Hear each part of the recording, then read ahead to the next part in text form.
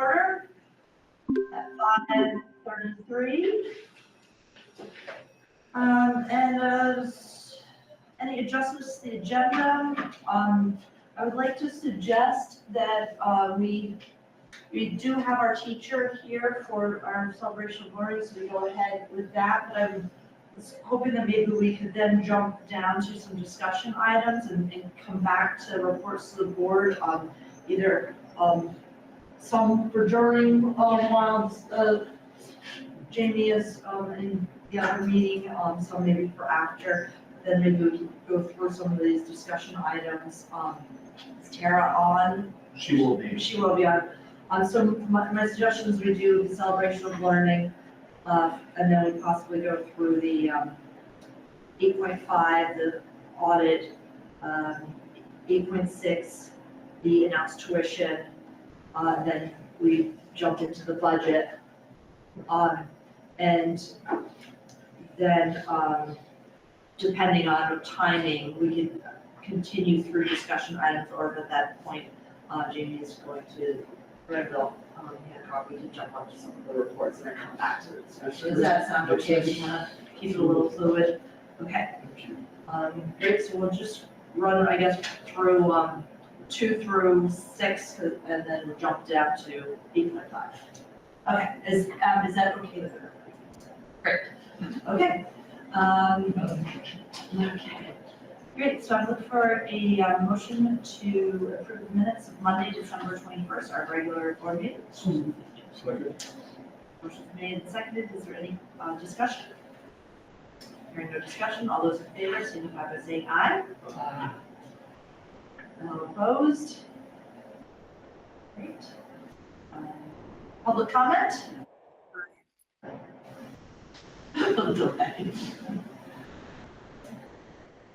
All right, if there is no public comment at this time, we do have another public comment at the end. If anybody? Okay, hearing none, we'll move on to board comments.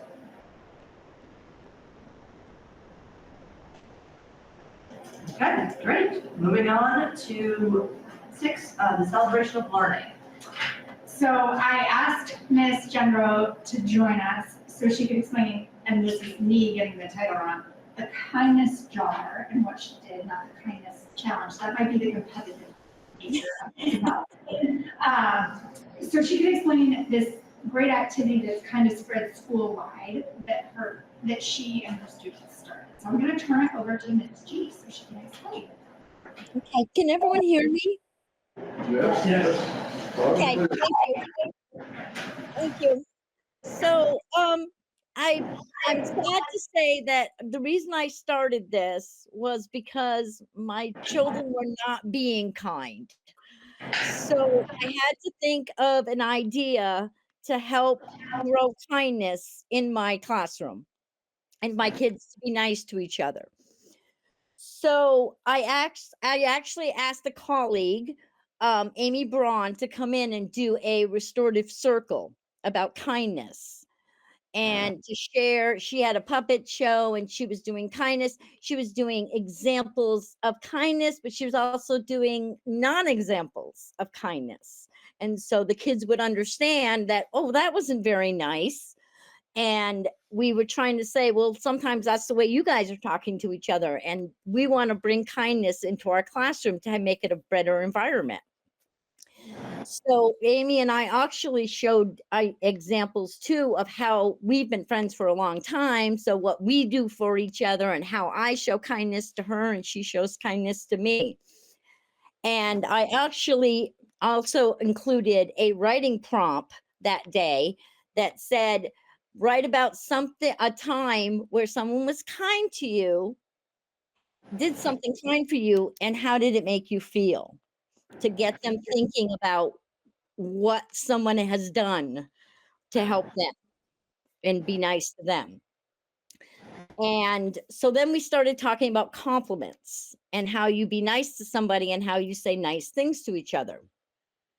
And sometimes it started to be very superficial, like, I like your shoes. And I'm like, that's great. I like your shoes, or your hat is really cool. That's what it started out to be. And then I said, well, let's put kindness into this. How did someone show you kindness? So, for example, another person would say, oh, I really think someone was kind when they helped me, like they helped me pick up something, or you're really nice because you played with me at recess. So when we started doing, or we started doing it orally so that they would understand what it was, sharing kindness with each other. And then I started asking them to say things about each other. This grew into a person of the day, where we would pick one person each day to write something nice and what they've done to show kindness to people. And the kids really like it, because what kid doesn't like to do notes at school? So this is my kindness jar. So every day the kids get scraps of paper and we pick a person. And we started out with our classes. And I told them at first, because I didn't want any embarrassment, I said, you don't have to put your name on it if you don't want to, but it has to be kind. But every single one of them wanted to end up putting their name on it. Not only that, but they wanted to read it, which I thought was really awesome. Okay. So now that's what we do at the end of the day. When we pick a person of the day, we have that person sit down and we read things about them and what nice things that they do and how they show kindness to people. And like Lindy was saying, is that we started out with our class. Now we're expanding to the school. Now we're doing people in the school, like the adults. Like Miss Stetson had a day where all the kids were sitting around, and I said, well, what does Miss Stetson do to you? One of the things that they said that she does for us is, well, she helps us solve problems. Well, isn't that kind? Because we all get along and we all, she helps us with our problems. So I just think that this is a really great idea for them to pick, to have a person of the day, and they just love doing it. I mean, even if I don't have the minute I walk in, they're like, who's the person of the day today? So they love to write to people and stuff and say compliments to them. Wow. And I think to circle back, if you're the person of the day, after they all read you your compliments, which you get to keep, Yes. then Miss G asks you, how did that make you feel? And we have a conversation about like how that made that person feel to bring it back to her original writing prompt. It is that is all the buzz. Who is the person of the day? And like I said, they're enjoying it so much. And I do see the environment in my classroom much better. Because one of the things that they say to each other, if someone says something to them, they'll say, well, that wasn't very kind. So they're using words to each other and to like redirect each other to say, well, is that kind or is that not kind? So I'm really liking this idea that I did to help the environment in my classroom. That's wonderful. Thank you. That's really great. And I'm glad that it was so successful that the rest of the school was able to use that. Yeah. Seconder, No, this is in Rochester in second grade. Very nice. maybe it can leapfrog to Absolutely. Stockbridge. Thank you. Does anybody have any questions or further comments for Linda? I just want to commend it. We talk about values and inculcating things. Thank you. All ages grow up to be the best they can be, and being the best they can be is also being the best person to others. So I think this is just, and how it's just kind of growing on its own. You watered it, and it's blooming. So I commend you for it. I think it's great. Yeah. Another thing I wanted to add too is that I love how they matured with it. It ended up being like, I like your shoes, but now it's more of, okay, more personal, more significant and thoughtful. It's growing, and I really like that they're maturing like that. That's wonderful. That really is wonderful to see. Thank you. Thank you Thank you. very much. Excellent. Is there any further? Oh, yes, Robin, please. I just wanted to commend or speak to the fact that you modeled what you wanted and you explained it and you went back to it over and over again and you reinforced it and then you let them kind of take some ownership and extend the learning. So that is just beautiful teaching. Thank you. Thank you. Like I said, it grew a lot bigger than I thought it would. I thought they would just like do it once or twice and then they wouldn't want to do it. But now, like I said, they're very excited about it. It makes me feel really proud. You should. Thank you. Excellent. Thank you. Thank you. All right, so we were going to move on to 8.5. Tara, we're moving some stuff around tonight in our agenda, and so you're going to be up for a little bit here, if you don't mind. Sure thing. All right, so 8.5 is the financial audit for FY25. So I sent you all your audit. I don't have my multiple screens here, so I've got to open up all my attachments. It's towards the back of our packet, with SU headed. Let's see. Third from the last page. The cover sheet is, yeah, you got the full audit. Yeah, oh yes, just this, yes, okay.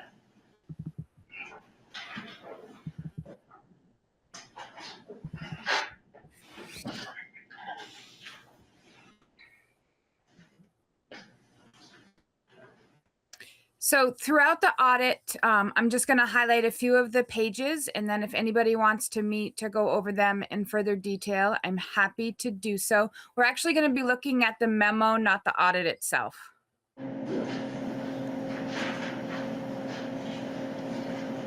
So on page 12, when you are going through the audit, that page is the balance sheet page, and it talks about your governmental funds and the fund balances.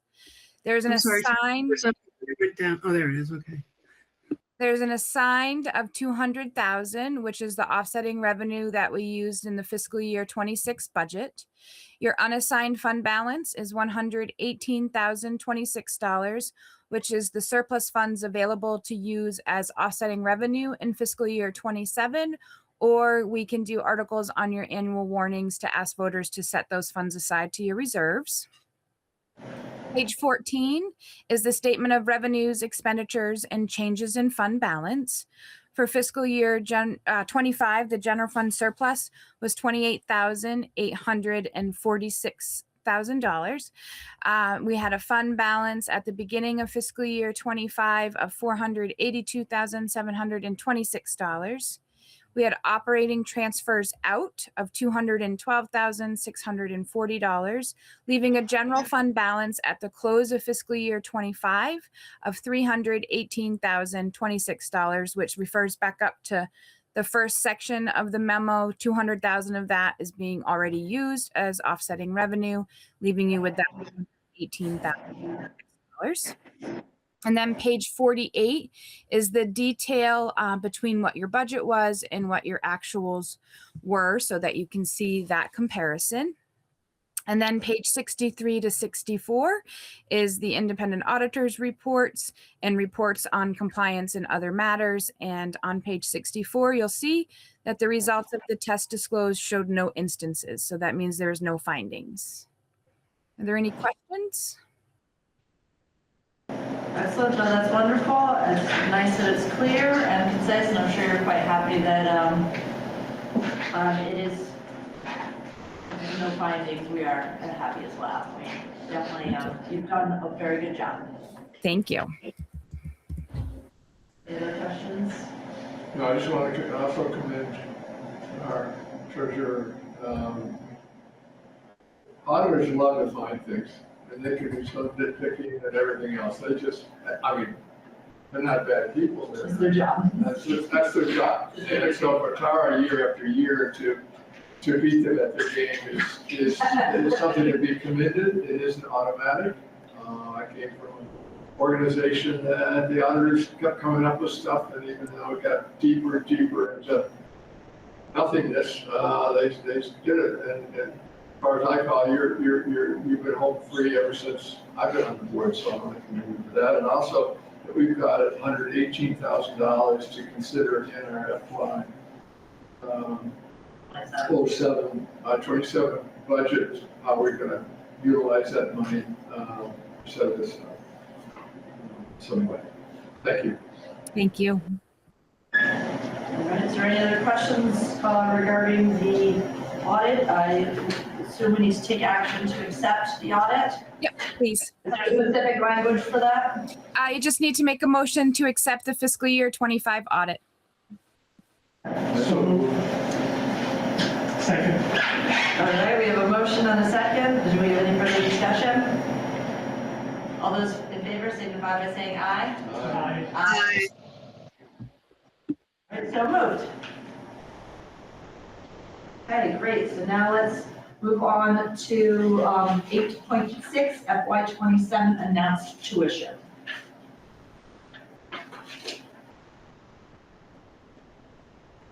That is in our packet. It is the next page.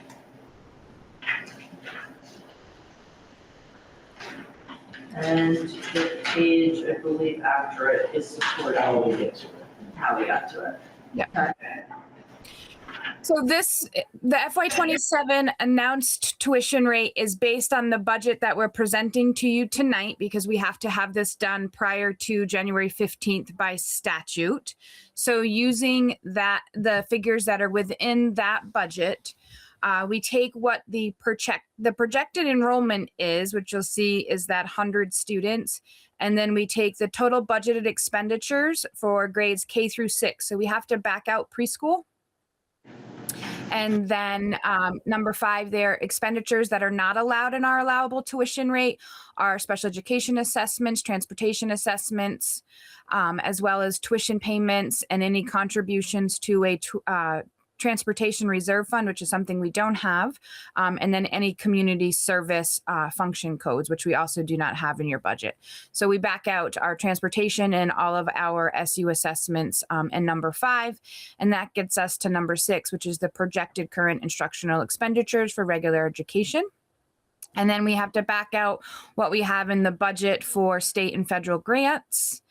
And then that gives us the current instructional expenditures less offsetting revenues. That's divided by the projected number of equalized pupils. And then we get a little give back for what you have for debt services.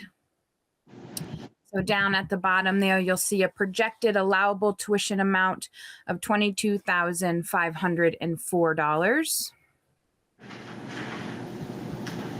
So then going to the memo. That would be the recommendation for fiscal year 27. Again, that $22,504. The current FY26 is $18,687. And then I give you the historical announced tuition rates back through fiscal year 19. All right, and remind me, Tara, if stuff changes in our budget that would change what this, these calculations would be, is it okay to be under, it's okay to be over, does it matter? Yeah, so what happens at the close of each fiscal year, once our stat books are filed and the AOE has gone through them and done all of their calculations and compilations, we end up with the allowable tuition rate, which is required by statute by December 15th. And for those that have been on the board or, through history, that's where you have those potential billbacks from districts if they announced too low, or paybacks if they announced too high. Okay. So if we reduce more costs or generated more revenue, that would affect this number. Right. This is a 20% increase, basically? And because the number that this calculation came to last year was higher than Right, we. So for the last few years, you haven't necessarily set. So yes, it's higher based off of what you announced at, but the calculation last year was higher than the 18. Right, we reduced the amount for our member districts to, it was 20%, it's quite an increase for tuition. So what's the recommendation this year? Well, this is what's recommended from our business office, this is 22,000. I do feel that we should increase from last year. 22 is quite an increase to go to. If we could you're comfortable splitting the difference, or, this is the revenue that comes in that offsets the expenses in our budget. It's a 17% increase. I just calculated it. 17% increase. Tara, correct me if I'm wrong, but the numbers I was looking at is that when we look at our overall projected budget for next year, it's only up 2.25%. The budget based on expenses. But our budget also includes revenues, and our revenues are projected to decrease dramatically. And so my sense is that we could use every dime we can get to offset that decrease in our revenues. So it appears to be harsh and a lot. But when we're looking at where we're containing our costs, right, and we've been doing that year after year after year, in this case, is something we cannot control, I don't believe, and that is a revenue stream.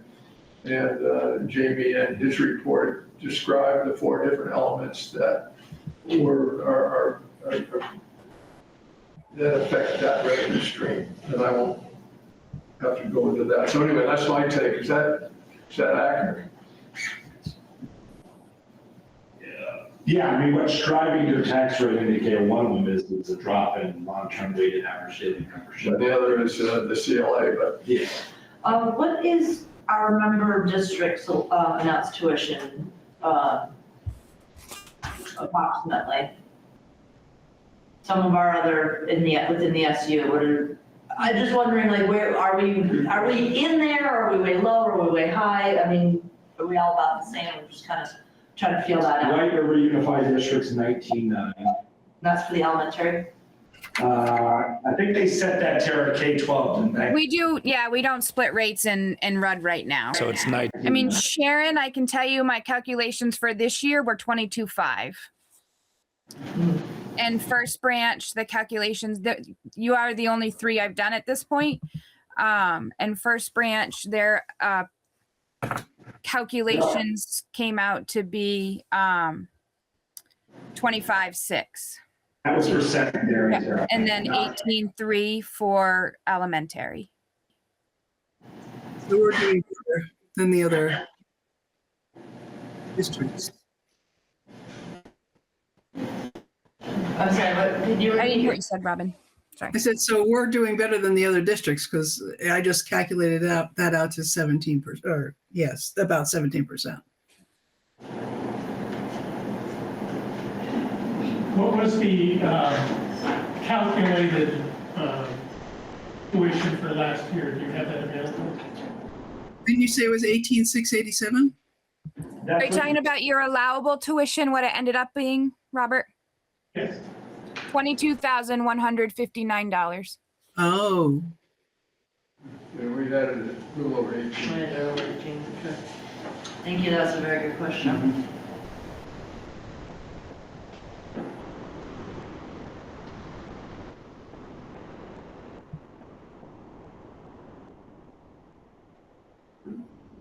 Yeah,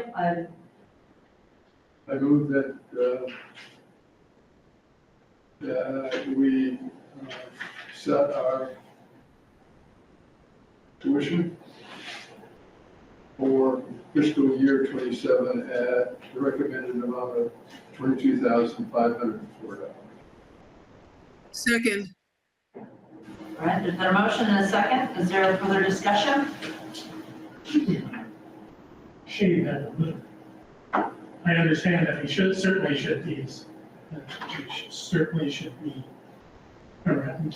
around what was last year's level.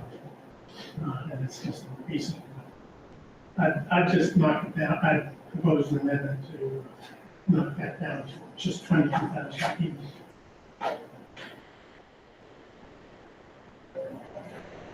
I'm sorry. Robert recommends to make a amendment to the motion to reduce the amount to an even 22,000.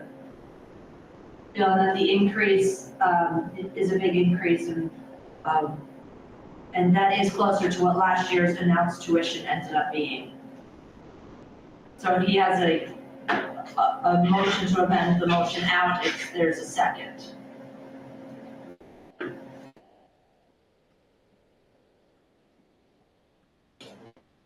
Hearing no second, then the motion that is on the floor and seconded is for the announced tuition for FY '27 to be $22,504.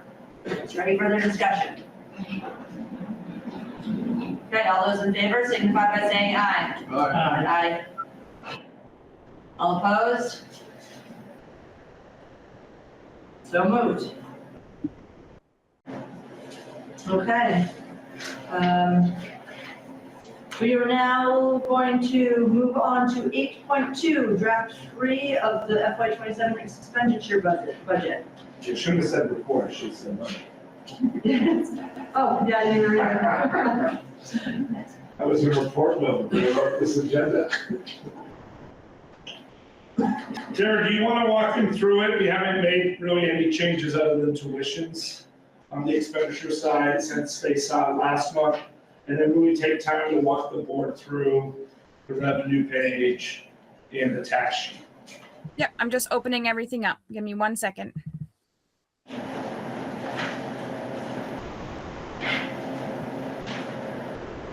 And remember, we are in a lucky position, the fact that we do vote on our budget later, that we do have, 2 more months, really. what?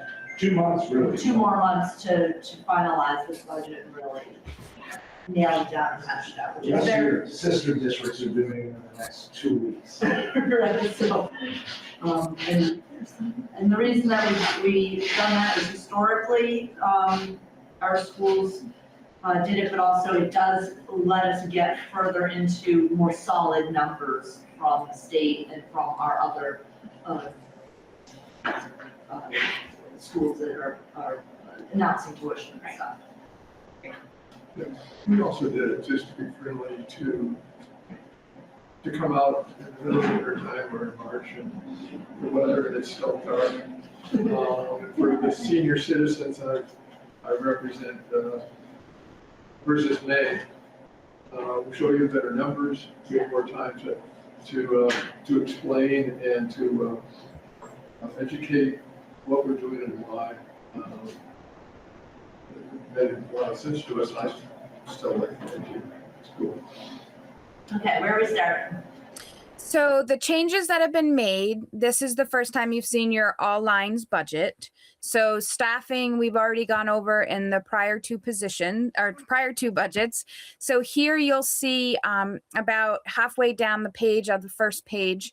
Right now, the tuition is based on your fiscal year 26 enrollment with a 6% increase to the announced tuition rate. So overall, that increase right now is only $1,824.67. We are down 5 tuition students that were in the fiscal year 26 budget versus what's actually enrolled in currently for fiscal year 26.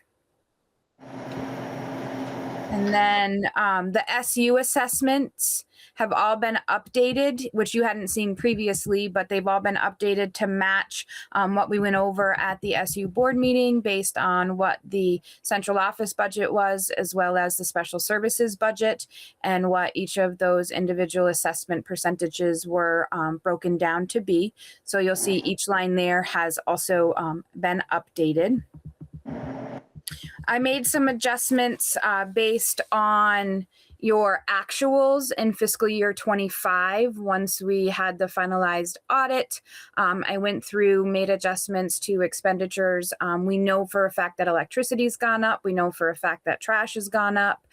Made some adjustments based on those factors, as well as your other utility for your phone, your internet, and whatnot. So those are really the big things. The one change you'll notice on page 6, you'll see that $8,000 drop under the Office of the Principal, which has been moved back up to the World Language Function Code, that's for your World Language Contracted Services. We had it under the Office of the Principal previously, but I've moved that up to the appropriate function where that should be. Your contracted services? Yep, under there, you'll see that on page 6 of 8, almost down to the bottom, the third row up, there's that $8,000 credit. That's just from moving from that move.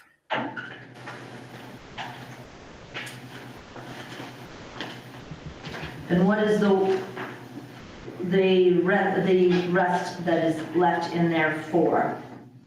What contracted services under the Office of the Principal would we be paying the $1,600 for? So that would be if Lindy needed to bring in any type of contracted service on the administrative side. Sometimes we have students who may need a consultation that's not necessarily covered by an IEP. If she wanted to bring someone in to do any type of consultation, that's where she would usually code those. Okay, thank you. Could be tutoring for remediation. Yep, okay. That's not for a 504. Yeah. Okay.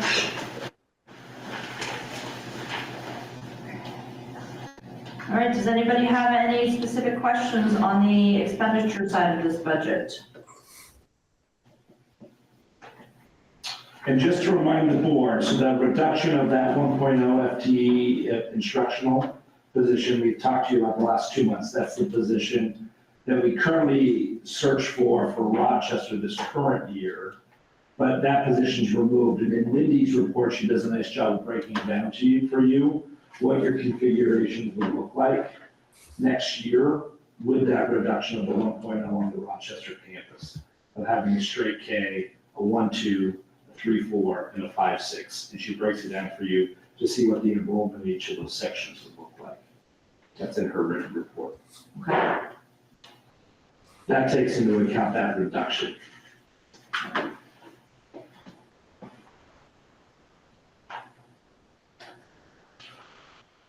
So, overall, with all things considered, second year of a teacher contract that we gave significant increases to become more competitive.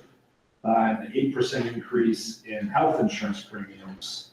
The fact that you're sitting under a 3% increase as of right now is positive, okay, all things considered on the expenditure side.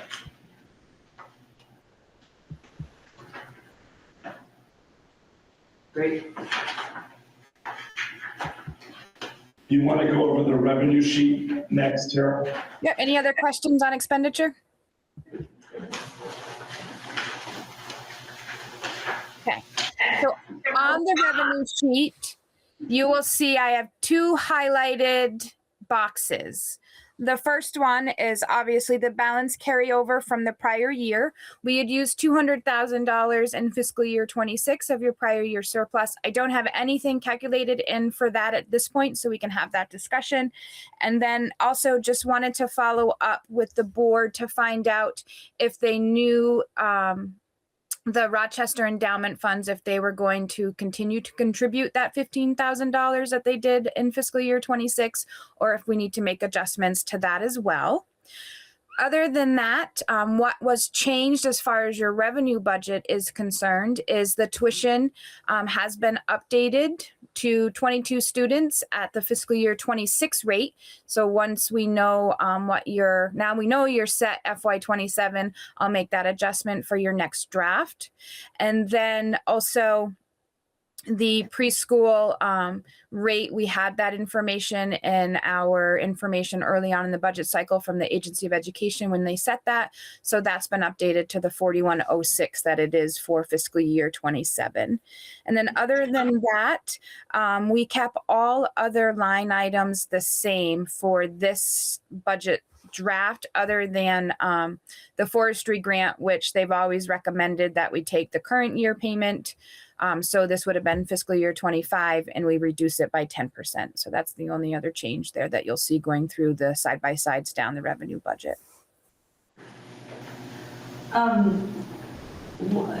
Why is the actuals for the fund balance carryover from 24-25 blank, but it was approved at 100,000? So we didn't actually need to use it. I just didn't need it. Yep. So if we don't use it, it doesn't go there. Okay. Meaning if you run a surplus, you don't actually use it. Yeah. Right, like if your fund balance is running a surplus, you don't show the figure of how to use it because it's your own money. Okay. Right. You see what I'm saying? Am I making sense? Yes, so I mean, we did indeed You use it. budgeted it, but you didn't actually have to use it. Yes. Everybody got their credit. Right, everybody got credit for it, but we didn't actually have to physically need that money. Yes. So it wouldn't be an actual, okay, thank you. If we didn't run a surplus, then you would have used it, right? But you would have actually had to take it out of your account. So the interest actuals from 24-25, do we expect I mean, you put in 7,500, just if you could explain that. So this is never a guarantee what you'll actually earn because it's based on if you need to use your tax anticipation note or not. Okay. So that money that you get in your interest is what you earn by not having to draw down the funds in your tax anticipation note because you had funds available in your general fund to pay your bills and to cover your payroll. So we did not have to do that transfer. So there's never a guarantee that you're going to see that kind of interest. Yeah, okay, great, thank you. You're welcome. Hopefully you do. Yes, We don't want to overstate it. absolutely.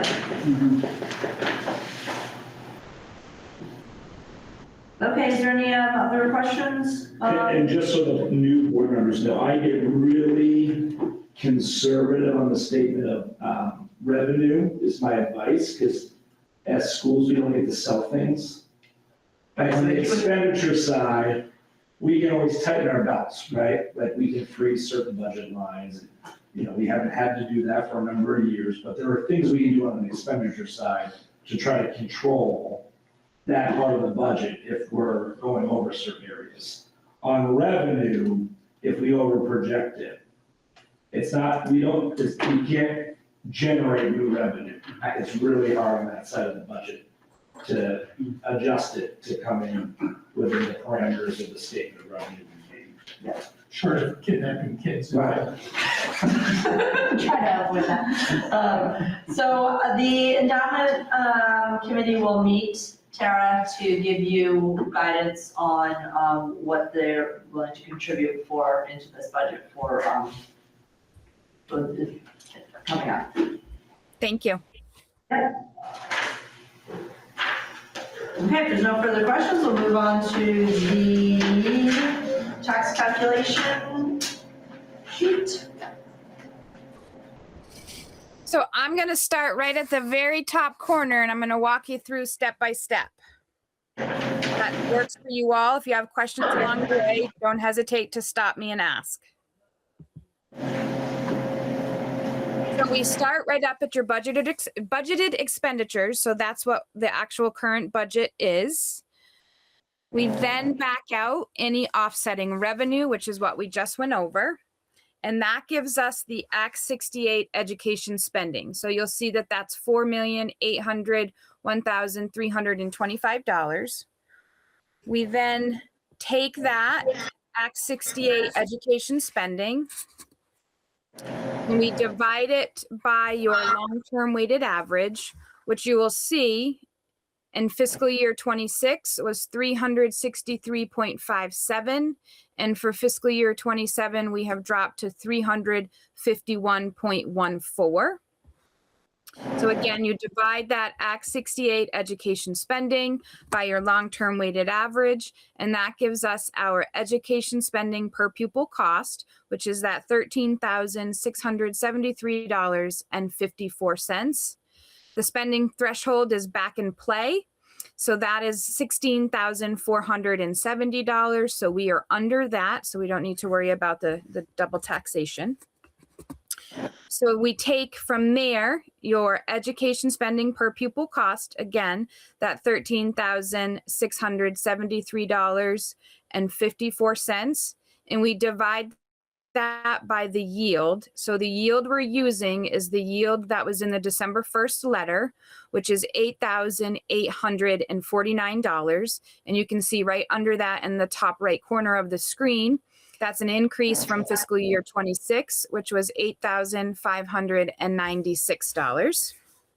So again, we take that education spending per pupil cost and we divide it by that $8,849, and that gives us the equalized residential tax rate, which is 1.5452, an increase of 0.1077 from fiscal year 26.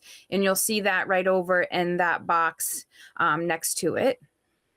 And Sorry. then your The yield, you get the equalized residential tax rate? Yep, you take your education spending per pupil cost and divide that by the yield, and that gives us the equalized residential tax rate. Sorry, you cut out, so I'm hoping that was your question.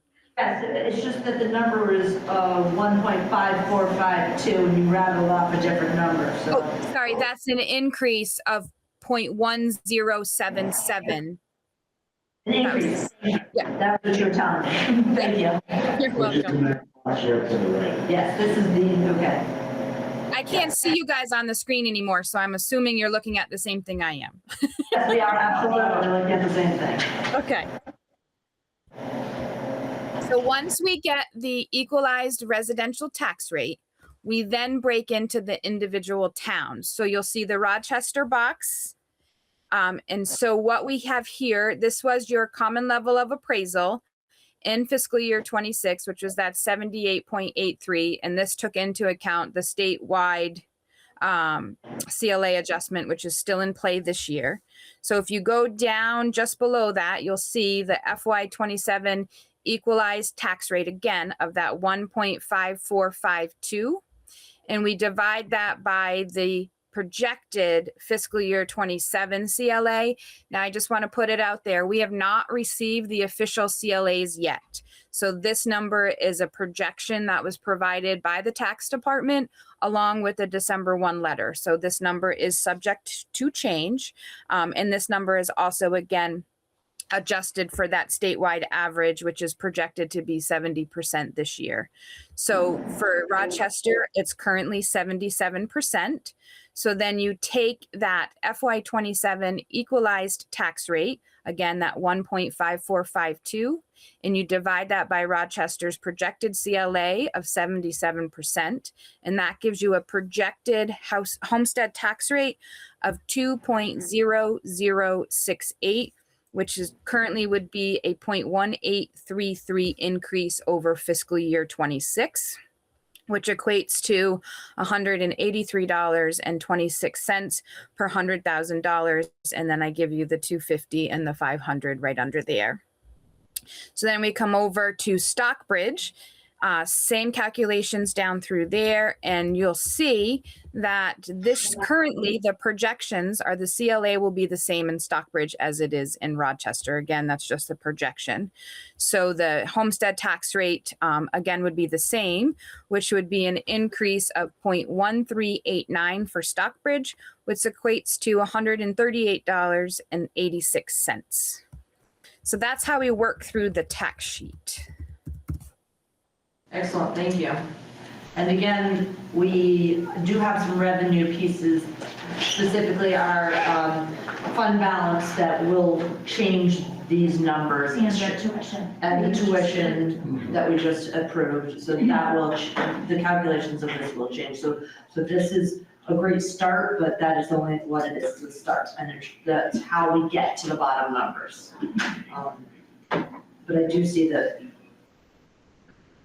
I am hoping with some of these other numbers put in, we can get below $2. So again, right up there in the center on the right side, 1 cent on your tax rate is either reduction in expenditures or increase in revenue of $31,072.38. Excellent. That is very helpful for you to do that. And I know that you've done that in the last couple of years, and it definitely puts into perspective what we're trying to do. So, thank you. You're welcome. All right. Is there any questions on this? How she got the tax rate, what the numbers that went into it, or any other questions or comments around it, or around the budget, I guess, as a whole? I appreciate how clean this is and how easy it is to follow. Thank you very much. You're welcome. Okay, is there any more questions on the draft 3 or of the FY27 expenditure, I guess, and revenue budget?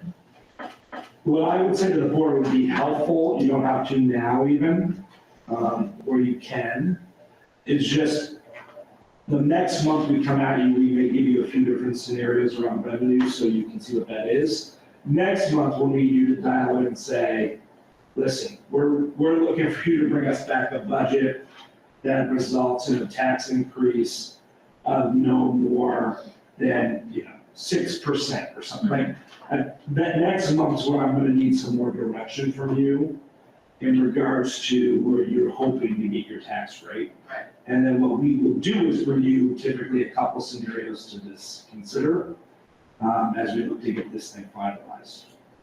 And it often is a little combination of revenue and possibly expenditure cuts that we try to give you some choice. Great. Thank you very much. Okay. So next, I was thinking of following up on Act 73, but that is only 10 minutes. I don't know if you can. I might be able to. Okay, we can get it started anyway. Okay, 8.1 then, follow up on Act 73 updates. So we had a really nice turnout on December 17th at the Royalton campus of the White River Unified District, of which you were well represented as a district. And what was really exciting is that all of our districts had some type of public comment that occurred throughout the evening, including 9 out of our 10 towns. So we were well represented. I think that landed well with the Senate Ed Committee. The session starts tomorrow. And so, I think it's important for the board to know that I do think that this session will have times when we're going to need to be loud in regards of our desires to want to contain local democracy and local voice in decision-making on the future of districts. And we're going to need our elected officials to be clear about that in Montpelier. But what I would say to you is that where this ends, it's going to be a marathon of a session before we get to an endpoint. You don't see them voting on a map, as an example, within the first, 2 months of the session. That's going to come later in the session. They're going to take a lot of testimony. They're going to weigh the report, of which is included in your online packets, but also I printed out hard copies for you in regards to the school district redistricting task force report, which speaks to doing some stuff immediately in regards to cooperative regional educational services And a great way to think about that is regionally looking at how we work to provide more specialized programming to serve students via IEPs in a way that results in not relying on expensive alternative placements for students that are typically run by independent type schools at the cost of anywhere from $80,000 per student up to $150,000 per student. And so we ought to be able to do that in a more affordable means, right? And over time, that would result in significant decreases in special ed spending as a state. And the AOE did provide a report actually that speaks to the fact, a special ed report, which was required by Act 73, that speaks to the fact that as a state, we have become way too reliant on out-of-district specialized placements to best serve students, that we need to create more programming internally. They argue that you need large SDs in order to do that, but we could do this regionally across cooperative agreements around supervisory districts and supervisory unions. So the legislature is just starting up. I fully expect that you're going to hear the governor take a heavy hand on the fact that the task force did not meet what was laid out in the statute of generating up to 3 maps. I think you're going to hear less critique on the policy that came out of the task force and a critique that the task force didn't meet their obligations within statute to try to discredit the report that came out of the task force. That's my sense of what you'll hear in regards to consolidators, consolidation consolidators.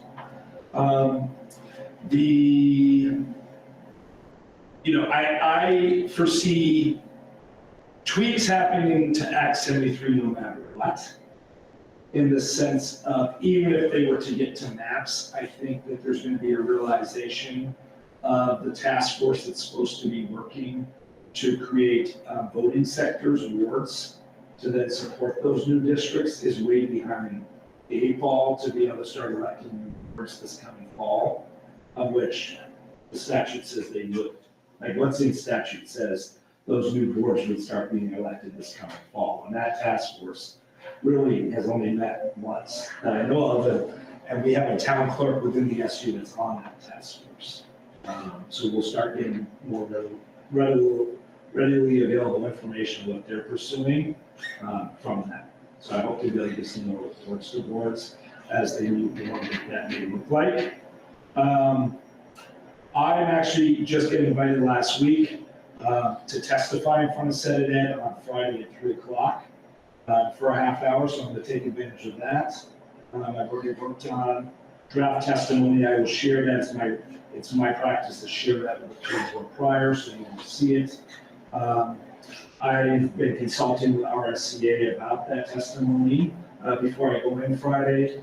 You're going to hear me support the work of the task force in regards to cooperative regional educational services. You're going to hear me testify and support the proclamation that you all made that that SUs and SDs acknowledge a willingness to work collaboratively, of which 100 letters came in from school boards during the task force work saying that school board district boards were willing to work voluntarily to find partnerships that make sense, and that they ought to give the field a year to do that work. There should be 2 things happening. 1, a formation of collaborative regional educational services that everyone has to participate in, which is what the task force says. And they ought to say to school supervisory districts and unions that you need to all work to make some changes to reduce the number of SUs and SDs. I have not talked to a colleague or any constituents that really I represent that says they think the state needs 52 superintendents in order to do this work. And I say that reminding you that we are already 2 SUs that emerged. Stockbridge.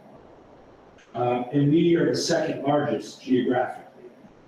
There are a lot of supervisory districts that serve just one school board in sometimes only 1 or 2 towns. And I don't know if that is the most efficient. So if you look and see the data, that often those districts are some of our highest spending districts. My sense is that per pupil, and my sense is that at times is that it is because they're a bit inefficient at the administrative level. So I'm gonna testify and articulate that there ought to be some requirements to pursue not school district collaboration, but supervisory union and supervisory district collaboration at the superintendent level. And that is going to be included in my testimony. I think that Senate Ed will know that we're serious about wanting to work to try to find efficiencies, but I'm going to try to spell out why it ought to be voluntarily, and also why it ought to be focused on the SUSD level and on the school district level, in regards to not taking away local governance. And even supervisory districts have the ability to join another supervisory district to create a supervisory union and still have their local school board that serves as a supervisory district. So an example I'll give you, I will try to go to my home. I live in Calais where they have a 5-town supervisory district, one board. They could go partner to a neighborhood, for example, Montpelier Roxbury, who has their own supervisory district. So Montpelier Roxbury has their own superintendent, business manager, curriculum coordinator, the whole thing, right? And Washington Central has their own. They could form to create a supervisory union and not duplicate all those services. And geographically, they are within, you can get from Washington Central, where I live in Calais, to Montpelier in 10 minutes. Right? So there are ways in the state that you could see some collaboration making real sense. The higher level in the school building. But not in regards to the school district. They could still keep their school district boards, they could still keep their local governance, right? But they could create a supervisory union like we have. So I do think that there's some things that could be done, and I think that in general, most superintendents and educators agree. And that would result in kids getting lost in the work. And we've seen it takes some time, but you merge 2 supervisory unions, and we're the second largest geographically, but there have been some major savings that have been occurred. If you look at our SU growth and expenditures year over year, that we've been able to really curb due to spreading that assessment out across 6 districts. So I'm going to use some of our data to show that. And, we'll see where it goes. I thought there was a real opening when our teachers and principals were testifying to Senate Ed Committee. The Vice Chair Weeks said, we're not talking about closing schools or consolidating districts. We are talking about SU governance and SU, right? And I thought there was a real opportunity to say, well, there could be a pathway forward to do that work voluntarily and let local elected officials make those decisions where it makes sense, to better right size how many SUs or SDs we have in the state. But don't you draw a map to do it. Let folks locally make some decisions. And I think everyone ought to do something. Don't think it should be just because you're a certain size doesn't mean you need to find a neighbor to go work with. I think we all need to do. I don't think it should be if you've got 4,000 students, that means you don't have to do anything. Yeah. Excellent, thank you very much. So that's, hopefully that gives you a little context to where it is right now. I mean, principal here today with the admin team, I would just say to people, there's going to be lots of one-line headlines And there's going to be lots of opportunity for the media to use these headlines to try to sell the news or sell papers, and to just say to people that this is going to take some time during the session. Stay attuned to what's going on, to reach out to elected officials to let them know what your thoughts and priorities are. Question. In regards to, for example, our two communities here, what's your confidence that the student size requirements will stay similar to as they're stated now, or do you think that's increased? I don't see them becoming more conservative in order to close, no. I would see if they stay in place, they'll stay where they are, if not possibly some of those numbers changing to be less of a factor in consolidating. I think, as an example, I think as they started, the agency has started to analyze high school class size numbers. They realize even some of what we consider our larger high schools in the state don't comply with the minimum wage. In fact, there's only, I believe, 5 at most of all of our high schools in the state that actually comply with the minimum class size requirement. Wow.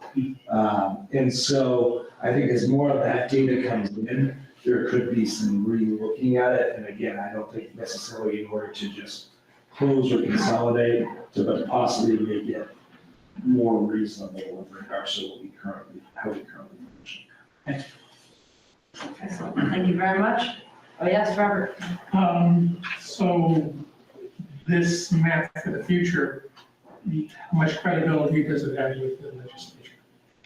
Versus, obviously, it doesn't have a lot of credibility with the administration. No. So, I think we need to get a good read on that this week. I actually think that's probably a big component to what we need to do this coming week, is to get a sense of how much credibility this actually has with the legislature. I think that there are many folks in the leadership who are not put off by the policy in here, but are put off by the fact that the task force didn't create maps as requested by statute. I hope that as a result of them not looking at good policy.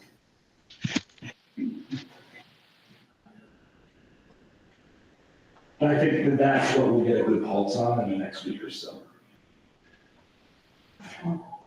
However, that said, for those same people that are upset that the task force didn't do what they felt they were obligated to do, the task force report explains very clearly why that maps were premature, they were going to be based on sand rather than structure, and could do more harm than help.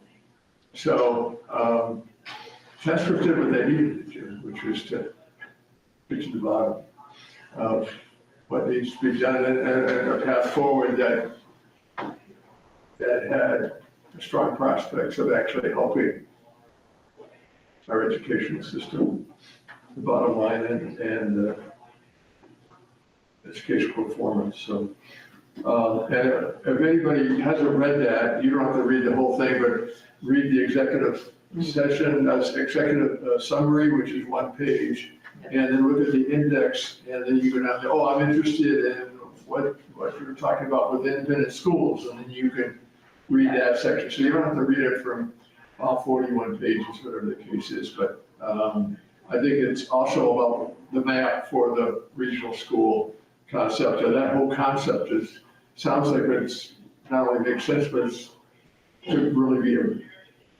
a reality. You mean the regional service? Regional services, yes. it's the hanging fruit. Yeah, Excellent. Well, thank you. I'll let you go to your next meeting and, I'll be back. okay. Yeah, thanks. Sorry. Jamie, before I just had a question. I was just curious and thinking about where's the VSPA, sorry, the Vermont School Board Association, which we left. What's their stance currently? Just checking on the pulse of all that is going on with accidents. All the Bs testify Thursday in Senate Ed. I was pleased and felt privileged that I get to testify after them on Friday afternoon, because I think it'll serve us well, because we can react to some of their testimony. Josh, I, just like the rest of you, got removed from their email list, so I don't know where their current stance is. I think all the V's testify Thursday, and that's going to give us a lot of insight in regards to whether or not they're ready to take a more forceful stand against consolidation. As a reminder, last year, they provided a lot of just a lot of space for House Ed to create this version of Act 73 around consolidation of, 2,000 student districts and 400 in some student middle and high schools. And so my hope is that they get behind some support of the task force report. My gut is that's where they'll go, but we'll find out more on Thursday. Thank you. Appreciate it. Thank you. We can talk about the superintendent's report. Okay, great, thank you. So if everybody is willing, we can move back up the page to 7.2, to principal inter-academic data report. Right. So you have two reports from me this month, my normal principals report, but I will point out it now aligns to our new strategic goals. And a couple of highlights that I will share, so I'll look at this one. Is that our music concert, weather cooperative, is next Thursday the 15th at 5:30 in the auditorium at the Valley Hub. So we're excited for that partnership. We do have a backup date, should the weather not permit. We also partnered with Stockbridge Community Meals, who will be offering to-go meals for families as well on that evening. And all that kind of came together today, so that information will go out to families and community this week. The other thing that I didn't put in there but should is, no, I did put in there. On Friday, we start winter wellness, which is a highlight for many of our students, which is 6 Fridays in a row. Students in grades 2nd through 6th grade have the opportunity to take skiing and snowboarding lessons, or ski or snowboard with a chaperone, depending on their ability.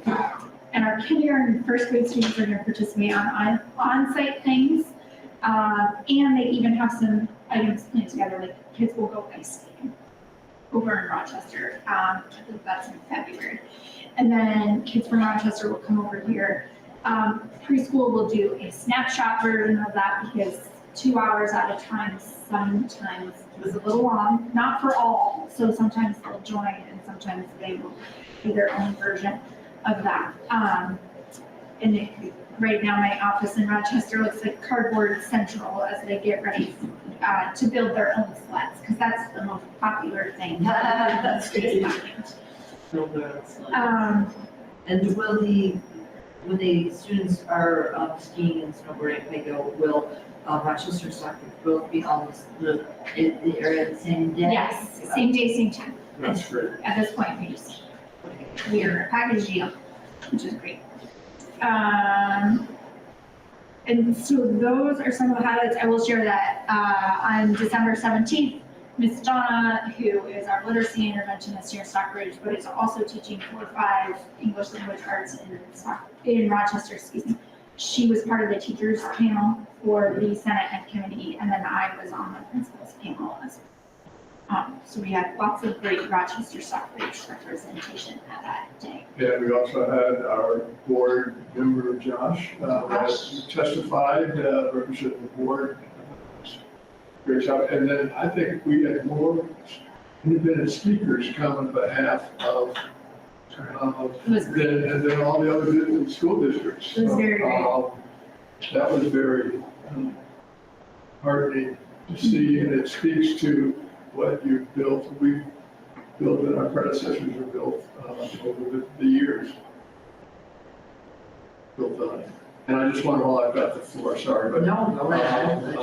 the second major goal, the last bullet on your thing that says, in partnership with the preschool coordinator and Mary Schnell, that, because one of the things we're trying to do is reach out and recruit more parents to get their kids to come to RSUD.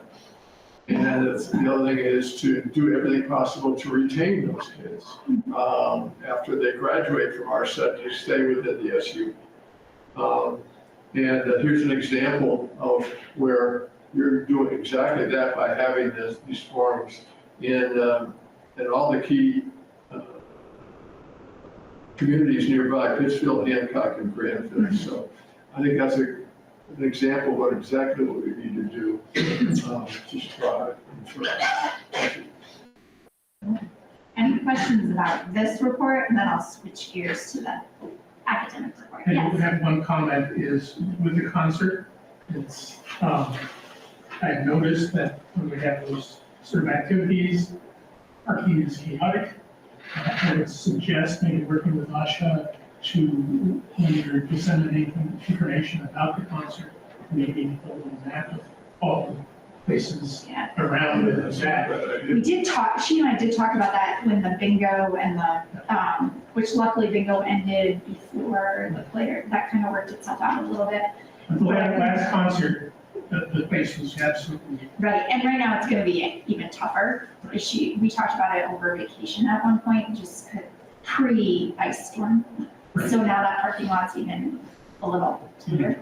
So, she and I are supposed to connect this maybe week. you guys can make a map of where parking and also say, block the rear parking.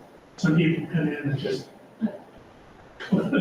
They also block the pickup lane every day. Yeah, so that's Very my, interesting, yeah. that's my suggestion is preemptive documentation on parking. Yeah, that's a good idea. Cones also are good too, yeah, but, It's very creative.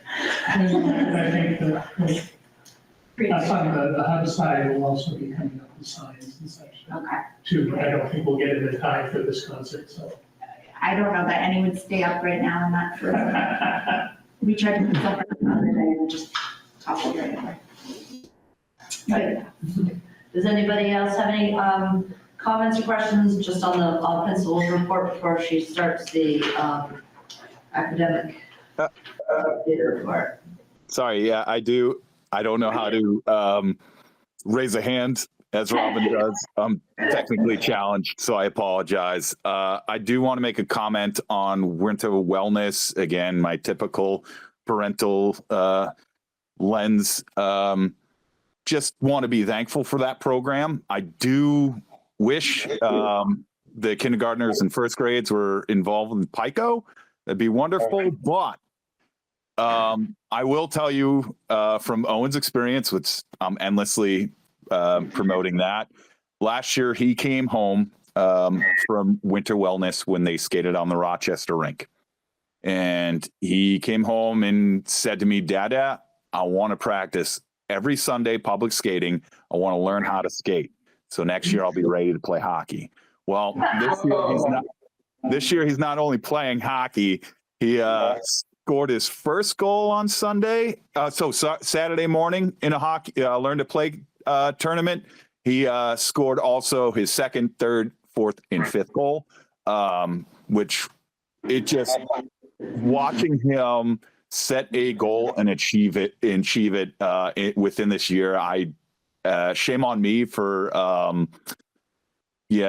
underestimating him, but also just incredibly appreciative of this program to exposing this city boys kid to a lot of different activities and seeing that spark light a fire within my son. So Lindy, thank you so much for this winter wellness program. It's made a significant impact on Owen. well, that's great to hear. And congratulations to Owen. That's a lot of goals. You're not kidding. Fist pump him tomorrow. I will. So, thank you, Josh. No worries. because that is exactly the purpose and the goal of winter wellness, is to be able to get kids outside and experience and exposed to our natural environment out there. And, you know, I'm sorry, but skiing just is not attainable for everybody. It's financially not attainable. It's hugely expensive. Skating, you know, it's all just not necessarily what's in a family's bandwagon, and this is exactly why we do it. So thank you very much for bringing that up. And, yeah. And thank you also to the community members that help make that happen. I know Mr. Mandela is involved. It just, it's wonderful to be involved with this great community where all hands are on deck and willing and able. Thank you.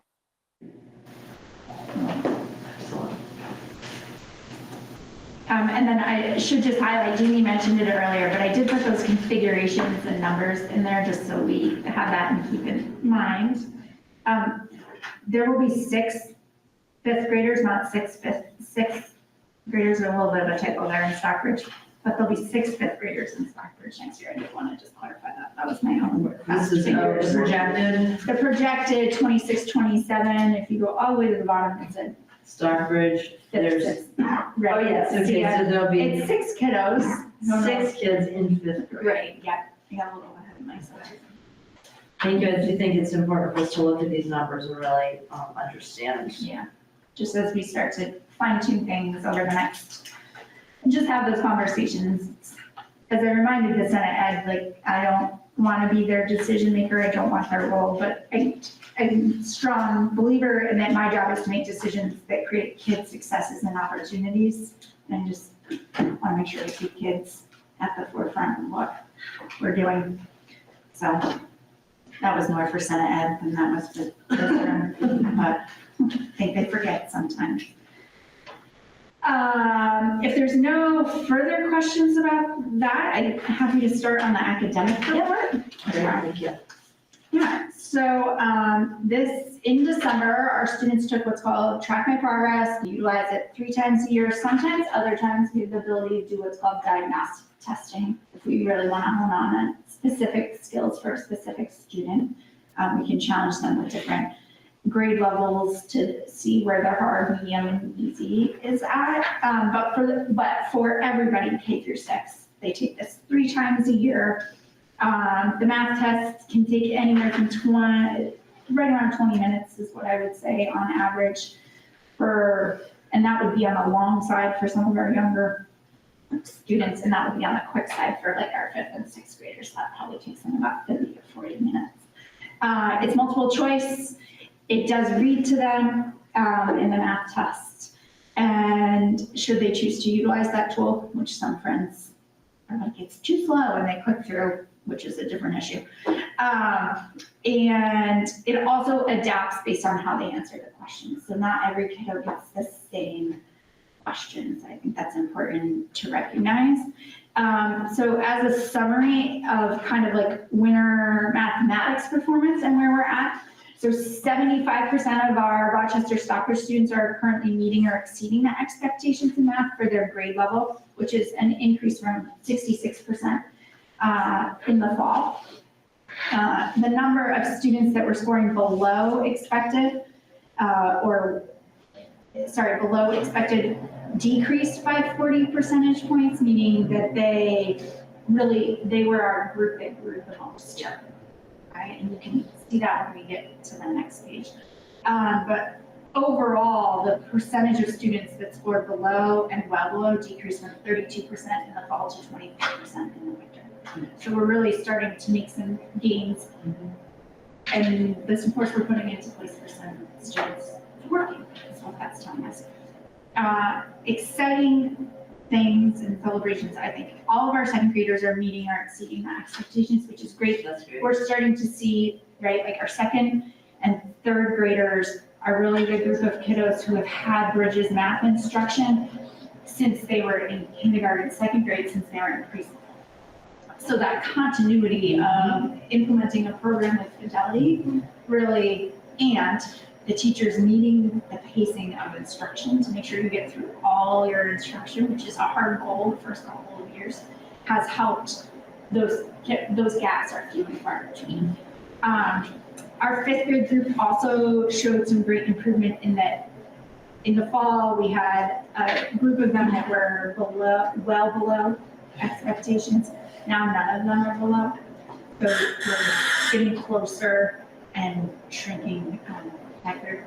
And our sixth graders were the one group who probably deserve a huge celebration, is that if you look on that first chart at the bottom, that's where I'm looking at, right? And this compares the kiddos who took the test last winter to how they did this winter. So it gives you like a year's worth of growth. And a year's worth of growth or annual growth rate should be anywhere at a rate between 7.5 and 1.2. That means you're moving at the rate you're supposed to.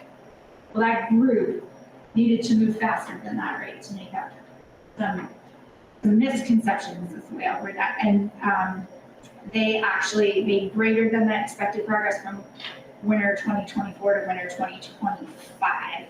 Their progress rate was 1.54. So they're starting to close some of those gaps where in the fall they were a group that we just really need to hone in on. Great.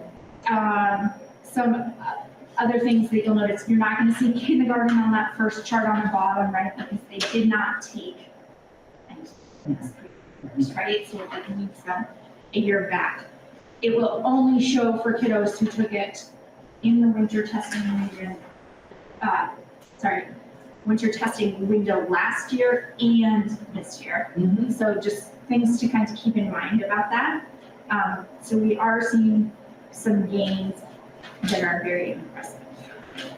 When you flip to the one that probably makes the most sense, in my opinion, right? The breakdown of like what percentage of the population is where. The first chart is the fall, where each cohort was in the fall. Okay, and then as compared to the winter. And so that's where some of those celebrations came from, right? Like you see our second grade, where it's all blue and green, which means they all met or exceeded or were above. You also see like in third grade, there's no one that's well below. Okay. Fourth grade is our group that we will now kind of hone in on, and none of that was, some of that just has to do with how you're using fractions in math right now, and that fractions, you have to back it up. How strong are you in your multiplication skills? Not strong in your multiplication skills, it makes fractions that much harder. And so while they've had an introduction to fractions, now it's about like application, least common multiple, greatest common factor, those things. And some of that is how quickly can they come up with that information.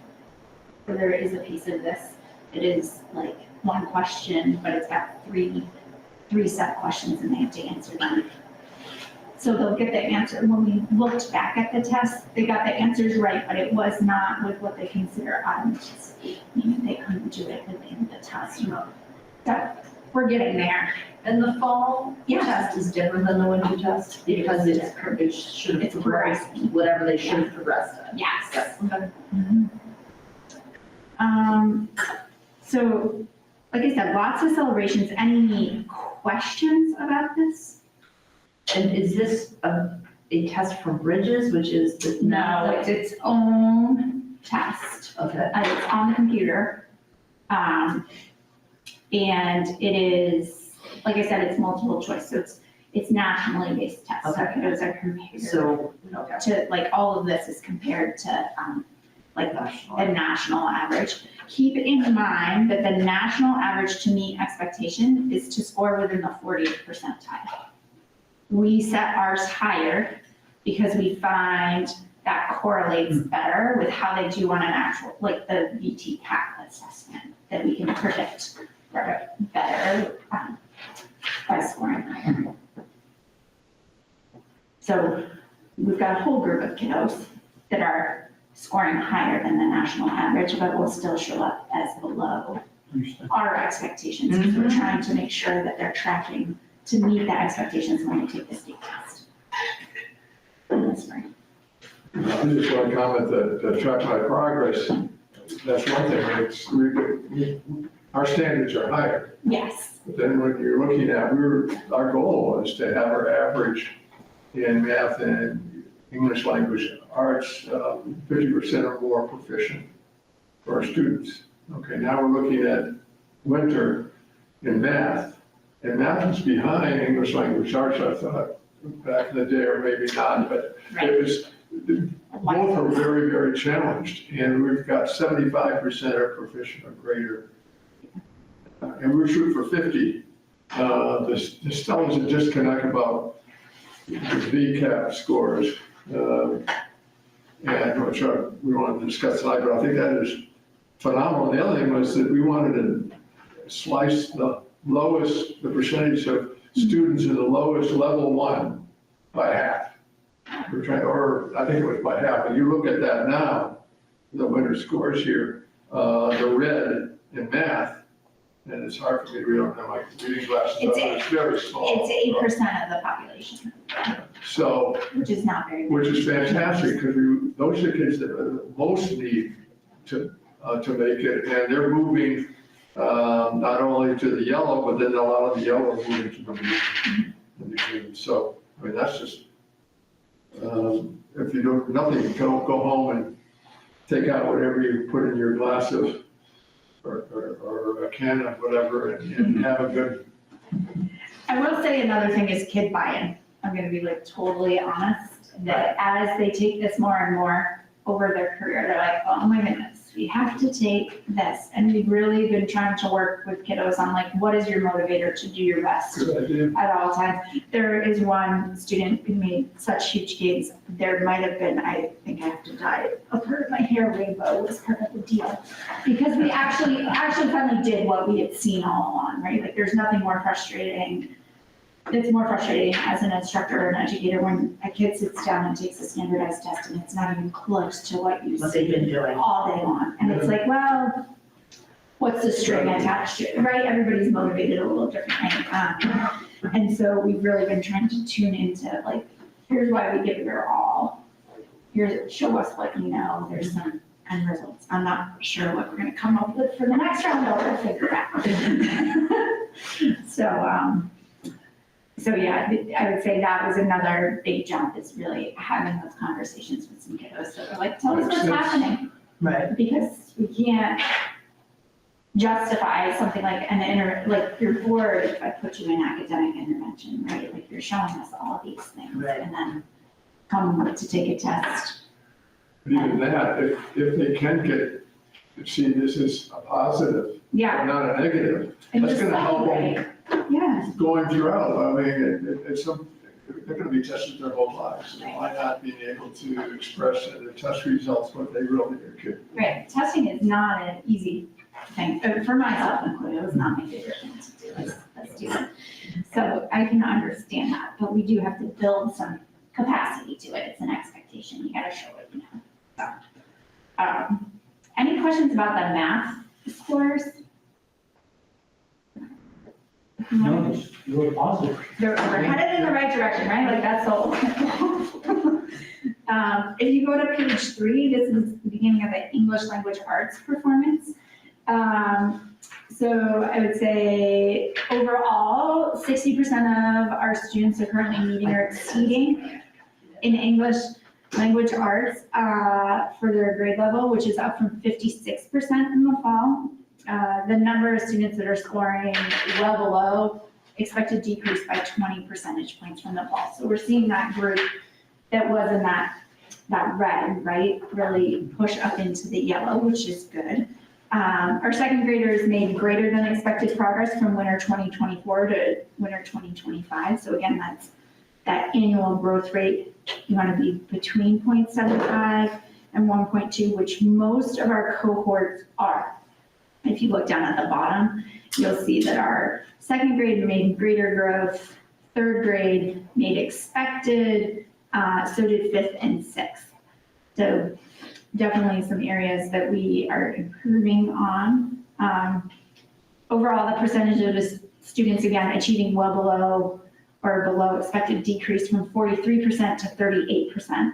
So that's the ultimately what Bill was talking about, right? Like the red's getting smaller, the yellow might be bigger right now, and then hopefully we're changing our instruction to keep increasing. The percentage of sixth graders scoring well below expectations decreased from 54% to 20%. And the percentage of first graders scoring well below or below expected decreased from 49% to 22%. And the percentage of second graders achieving proficiency increased from 38% to 76%. So that's what you see on that page 4. That's great. So we're making some great gains. I certainly hope that they have to be feeling, the teachers have got to be feeling good about this. Yeah. I mean, the tricky part about testing in December is it's a really short window for us, so we will really dive more into this as a staff, Yes. starting tomorrow. They've seen individual scores, but then we really dive into like each Each kid? Yeah. and what do we need to adjust. And so they've seen the overall. They know, they have a good idea, but in terms of fine tuning instructionally or what we need to do, that will really jumpstart in the next couple of days. Any questions on this? No, improvement, that's great.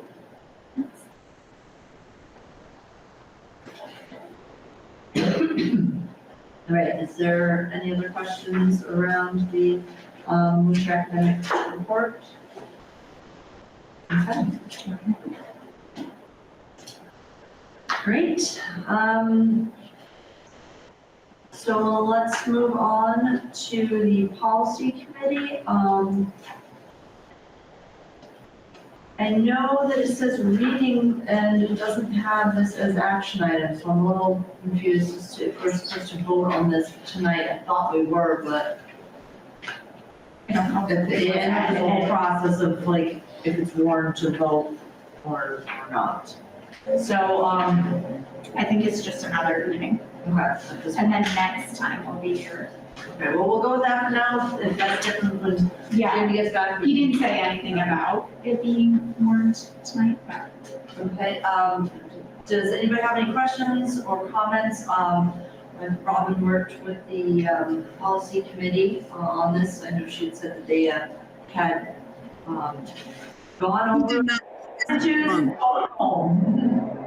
The policy committee was canceled this past month, so there's been no change. We can That check it. that might explain why it's not warned. If the policy committee didn't meet since your last time to make any changes. I think we asked last month, my memory's shot, Robin, but that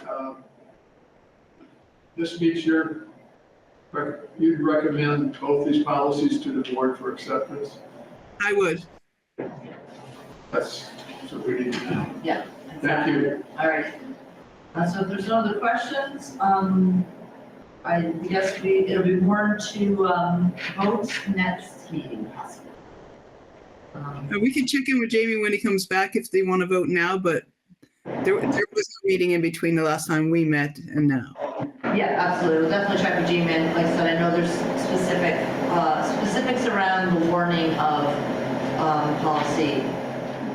So, okay.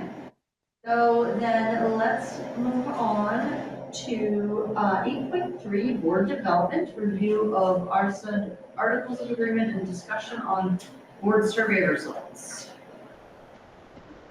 Also, I sent the board survey results on the 26th, but I don't see them in our packets. They are, aren't they? They're right after the academic report?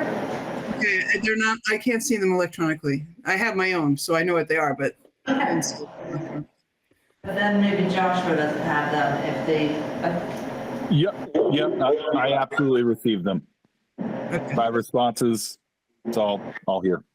Okay, great. Thank you. Okay. Great. Well, why don't we go ahead and start with the board survey results.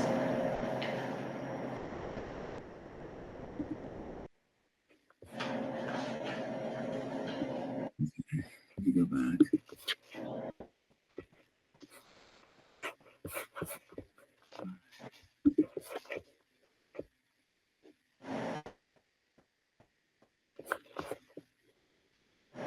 This is the last one. Other areas where the board felt that the goal was met. Definitely some areas that it is a continuing process.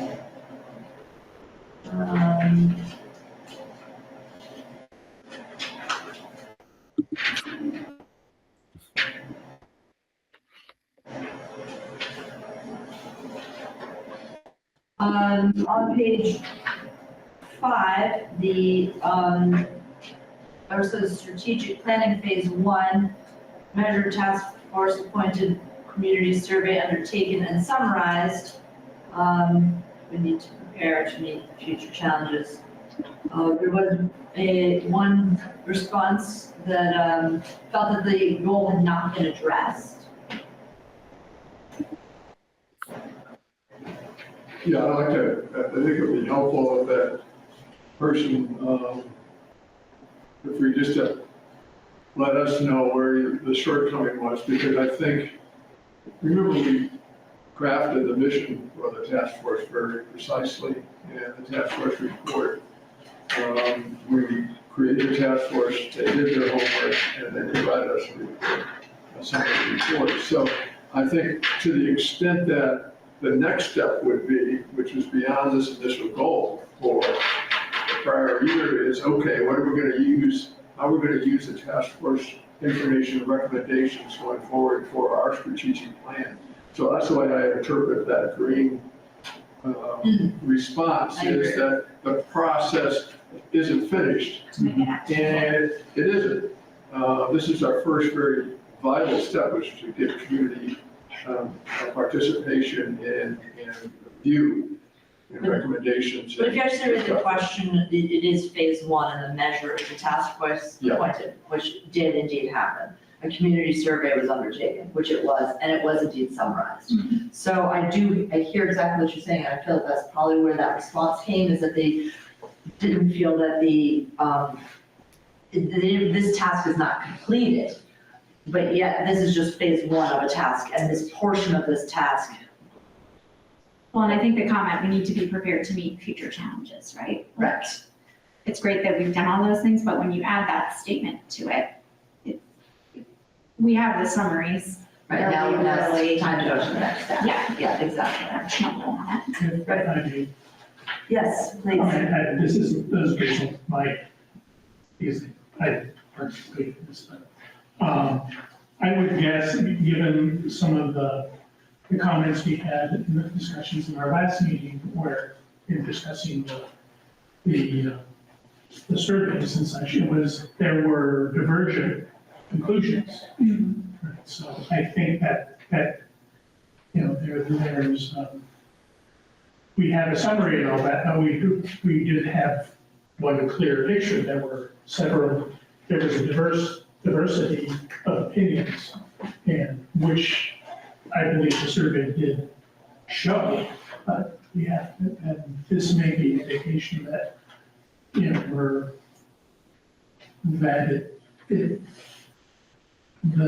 perhaps the summary did elucidate the diversity and the conflict of opinions. The summary did or didn't? Did not, if there was any weak point to it, I would say it did summarize the diversity, conflict of opinions that there was. Wow, because I read it just the opposite, that they did very good work, but there was going to be a strong unanimous, which was on not being afraid to contemplate change. But then on what sort of things the how, I thought the report said some people were open to closing the school, others were saying absolutely not.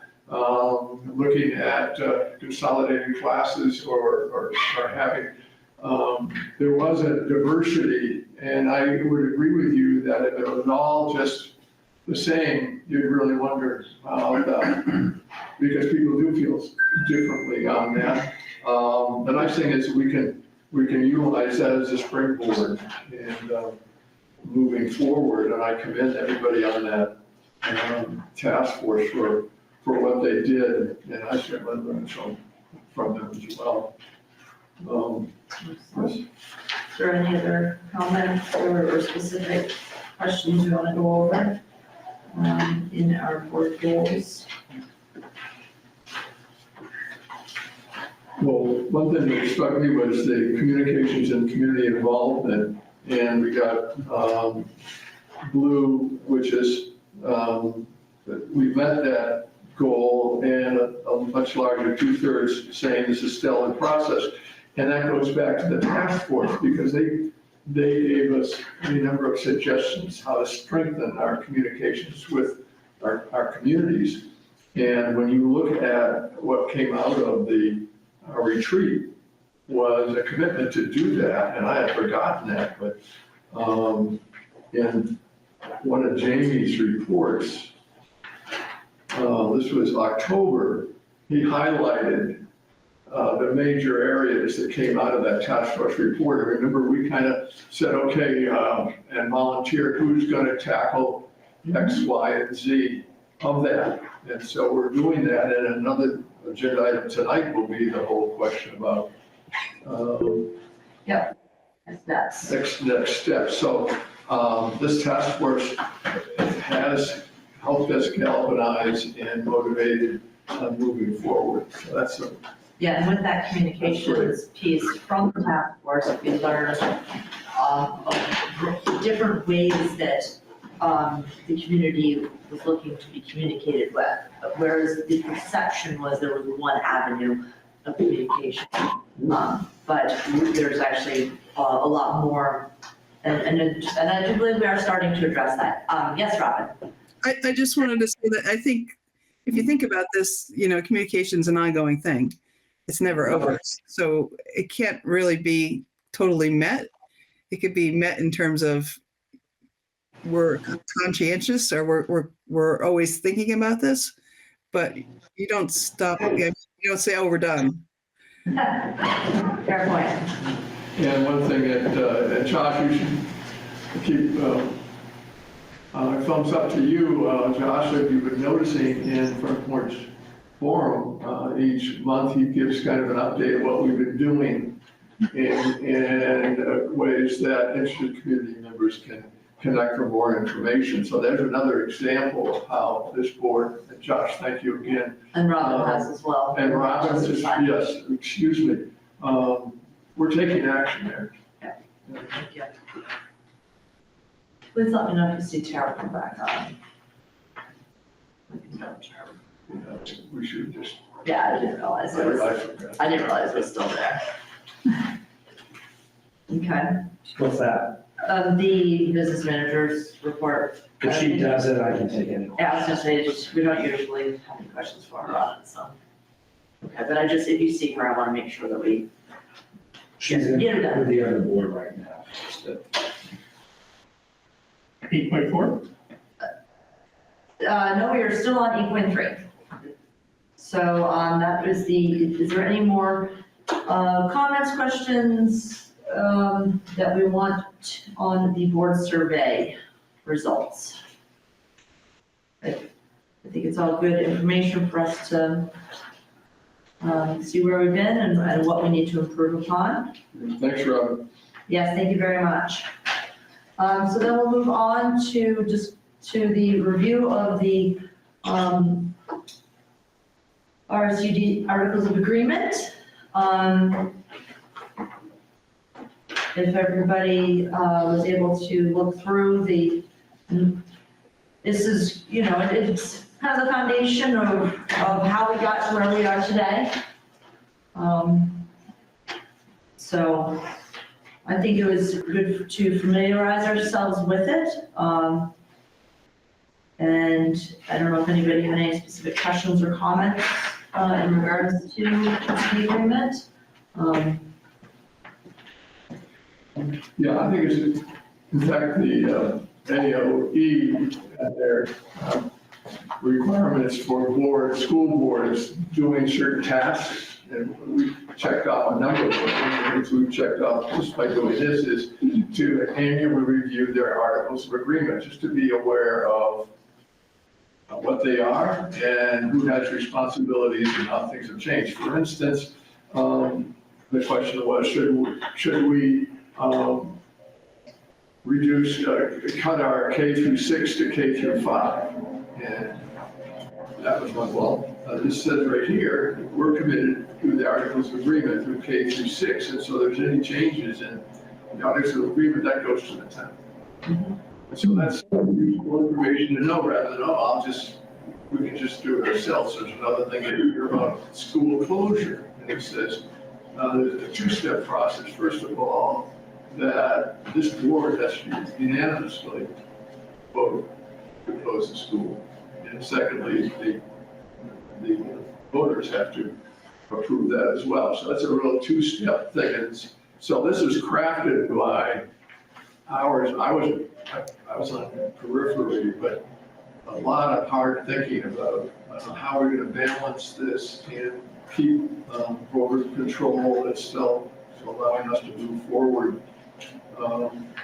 So this is something that I recommend you just have in your notebook or someplace that you can refer to when a question comes up.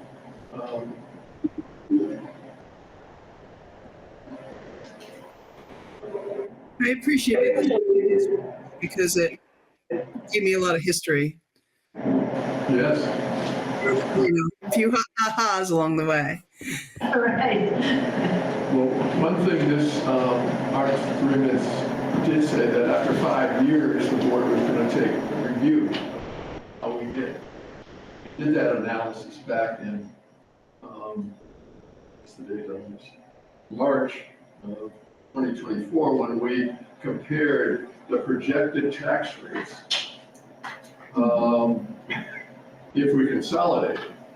And one of the arguments of consolidation was we're going to have efficiencies, benefits of that, so that should have a positive influence on the tax rates. And the analysis we did showed that we did more than, we exceeded the projected savings quite dramatically. We haven't kept that up for the last 2 years, but for that 5-year period window that we were supposed to do it. And I'm not sure we all knew that. I think we felt that, but this gave us a reassurance that we're on the right path there. And I've got a copy of that if anybody wants to. Yeah. Great. Is there any other questions or comments? All right. Thank you very much. Yes, thank you. All right, so let's move on to 7.1 superintendent's report. So you have my report in hand.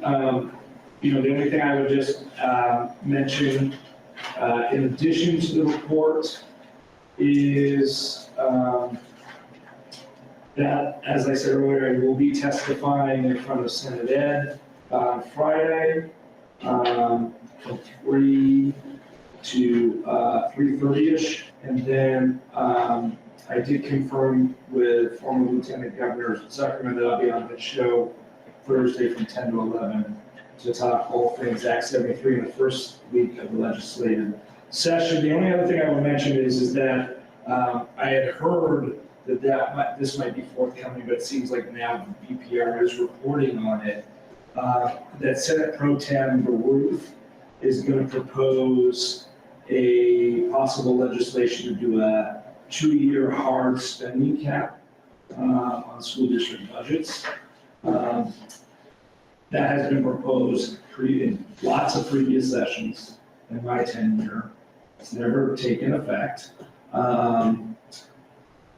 What I would say to you is I actually see that as a positive signal that there could be a willingness to pursue other means to curb ed spending and increases in property taxes outside of looking at maps. I would actually read that as a positive signal, not necessarily a negative. I think it's going to be information to go to it's on top of. And I actually have a sense that that might be a feeling out as their political will to look at other solutions instead of natural. So I actually think that that could be positive, and I will comment more to that with the full board after that comes out in the next couple of days to just get some insight into why that might actually be a signal. There's at least a willingness to see other solutions to address property tax versus just, consolidation around those issues. Otherwise, I'll entertain any questions folks may have. Not a question, but thank you. You didn't mention that the capstone projects are going to be presented by the seniors on January 20th to 23rd, yeah, that's in your. So anyway, if you haven't done that and heard these students give their reports, it's not only informative, but it's great. So if you have that time, it's again at the high school, and we'll be getting a listing of all the when and what room and what the kids, students' names are and what their project is. If you have time, it's neat. Excellent. Is there any other questions or comments for our superintendent? Okay, hearing none. Quick question in regards to the policy. They are not warned for vote tonight, adoption tonight? We didn't get them in the paper. Okay, I just wanted to double check on that. So my plan is to warn them for action. I gotta do it 10 days in advance, so we'll get it warned for the 18th for Rudd and Sharon, and then next year, and then you'll take action in February. No one has had any objections, so I think that they're gonna move forward. Okay, well then, last on our agenda under discussion is 8.4, next steps in regards to furthering RSUD's restructuring conversation as it pertains to Act 73 and Community Engagement Task Force report. That's a long. No. So is this an open comment period? Well, yeah. Okay. I'd like Jim to start. Yeah, I've talked to Chair Wilt in regards to some of my thinking around possible next steps to do this work, and I'd like to see the board's reaction to it and thoughts around it. And so, Principal Stetson does a good job of showing you configurations and breakdowns for next year as it relates to class sizes. One of the things that this approach runs a bit contrary to is some of the feedback we received in regards to our school community, not greater community, I think school community value around single grade classes. And so I share that right up front with you as an example of why I think we need to further engage community in general around conversation of what should the long-term approach be for RSUD in regards to addressing legislation that I'm assuming will move forward one way or another with the continued implementation of some type of class size limit. This notion that just so the board is clear, I don't foresee a session stopping without ending without some type of school transformation bill in the books. Right? I don't see mass fail and Act 73 sunsets. I see some type of movement forward with some type of school transformation bill. And I believe that would include minimum class sizes. What I think we ought to do is be really clear with our constituents that we want to engage in an in-depth community conversation over multiple months. And the timeline I'd like to suggest to the board is that conversation start immediately after your annual meeting and budget vote, so that it's not confused around we're talking about something we want to implement in July 1 of 27, versus the budget you're voting on in May for next year's fiscal year, right? And what we're discussing about would be FY '28 fiscal year. And I think we should be having community roundtable type conversations. I'd like to suggest that we held at least 3, and that they be spread over multiple months with themes. The first theme would be, here's the parameters we know in June around current legislation, minimum class sizes, right? And the data we collected from the Community Engagement Task Force. Examples, things like school community. When I say school community, I mean families, right, that are currently engaged in school, really are valuing straight grade classes. We have that data point, right? Yet we have a law that says we need a minimum of 12 in a class. Here's our current data. And we collect people's thoughts around this, right?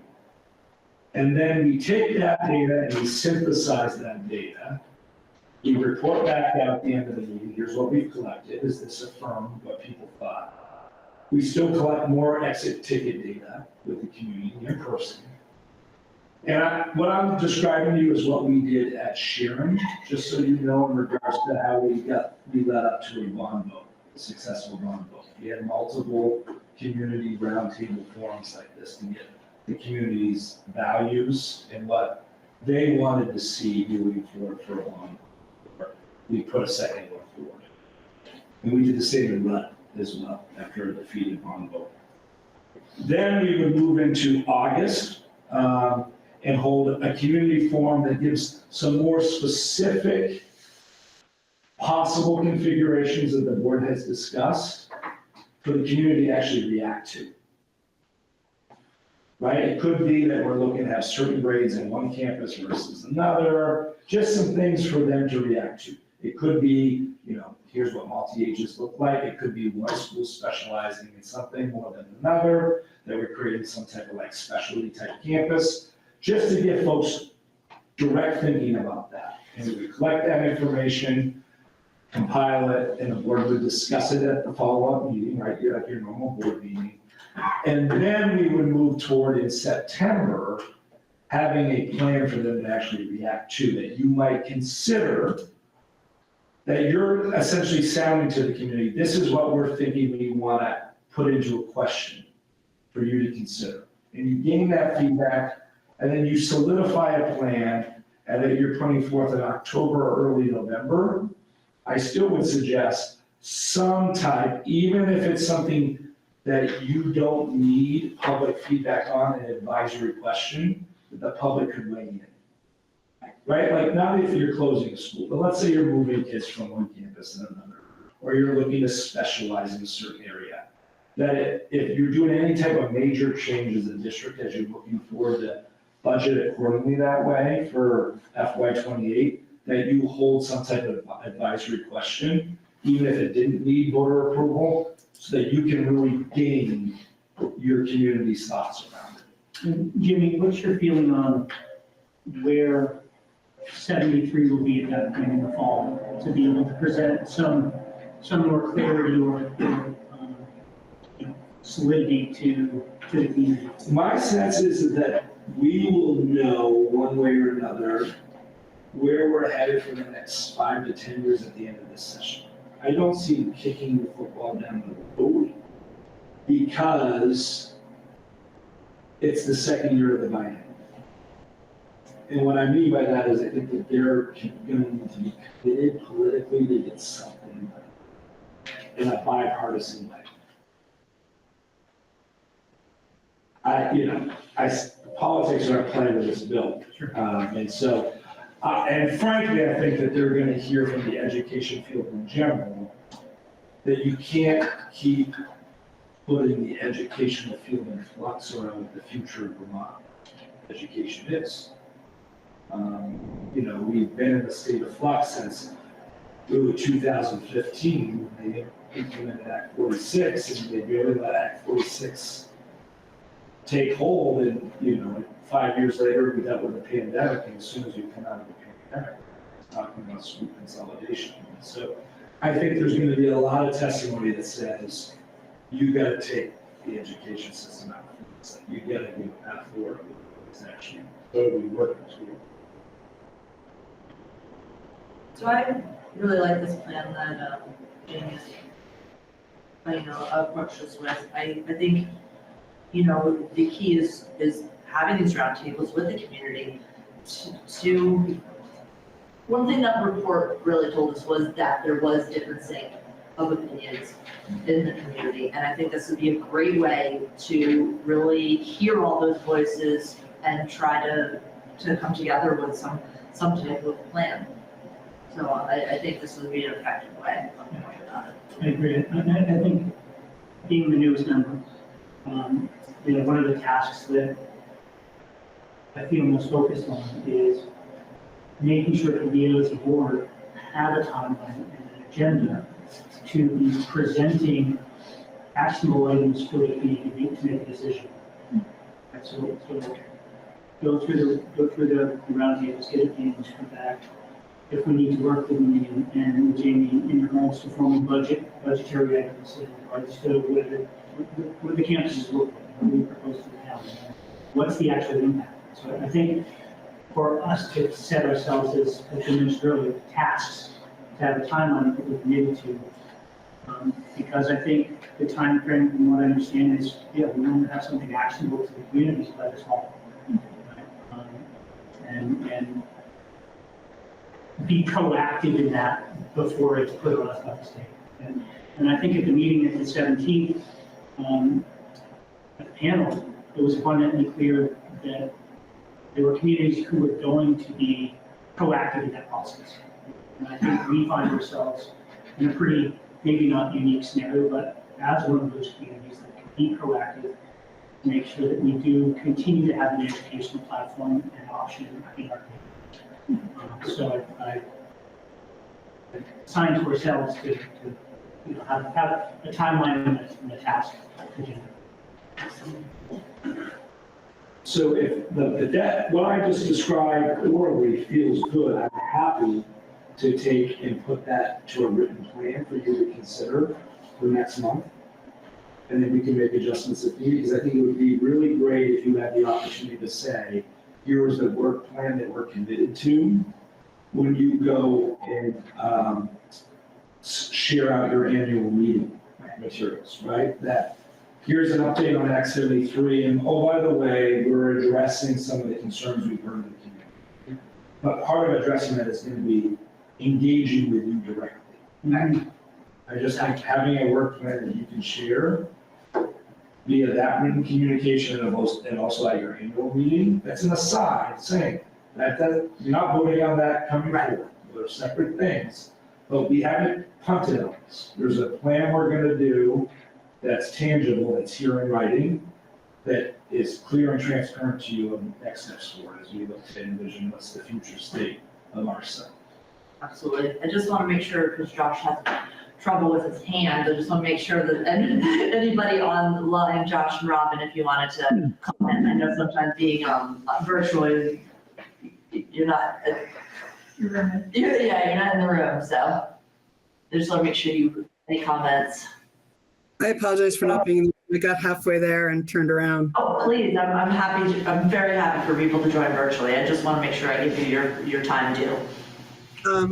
I think it's a good plan. I think that we solidify when and where we're going to do these things, or at least the first steps at the next meeting.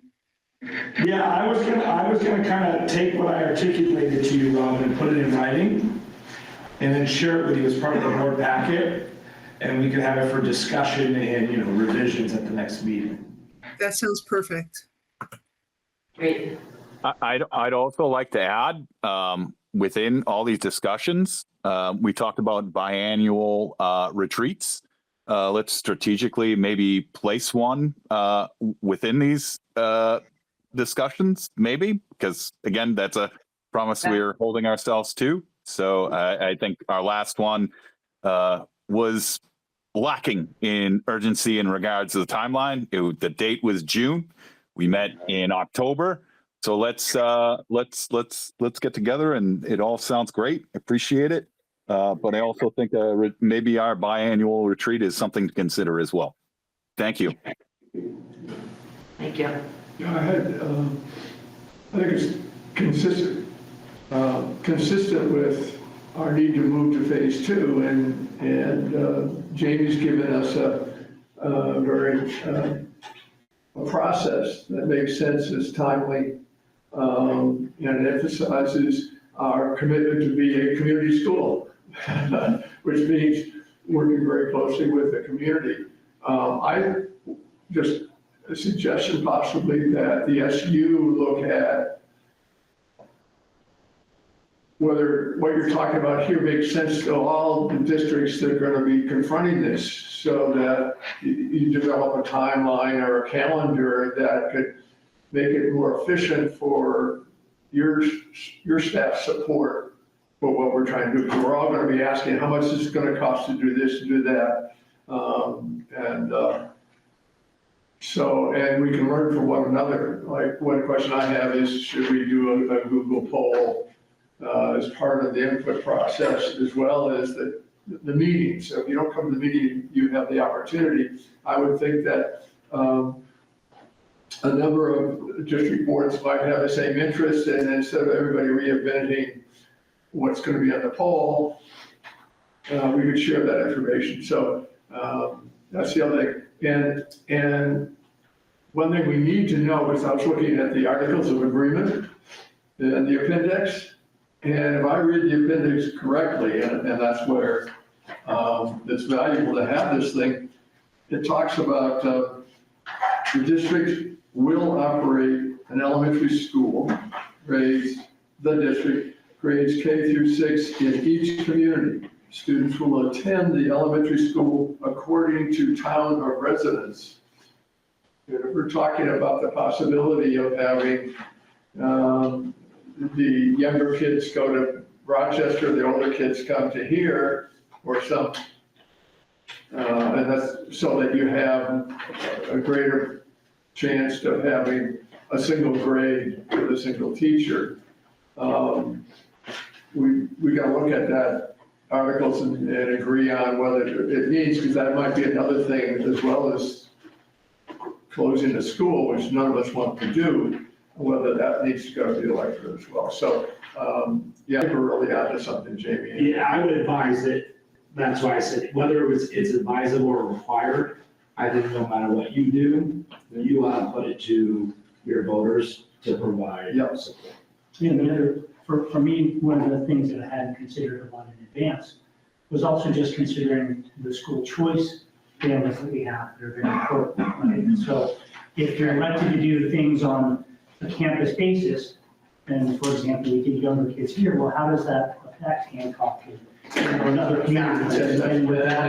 That's huge. Yeah, and so I think that addressing those items and potentially having to amend or address the articles are all. And we have in the past amended the articles. There's a process for it, and we have done it, so. Thank you. Okay, so it sounds like the board is all in agreement to go in this direction, so thank you, Jamie, appreciate that. If there's no other questions, we will move on to executive session, evaluation of personnel. I shall move to go to executive session for the purpose of evaluation of personnel. Second. And do you have, is anybody joining or just the board members? Just board, just the board. Yeah. And can we say, are we all through, want to just see if there's anything else when we get out of executive session, or is there? Well, there's public comment. Yeah. And there's new hires and resignations, so we. No, any new hires? No, so there's, we'd come back for public comment. Right. Okay, I'll leave you on your own. Yeah. So we've returned from executive session with no action. Is there any new hires or resignations? No new hires or resignations. Good.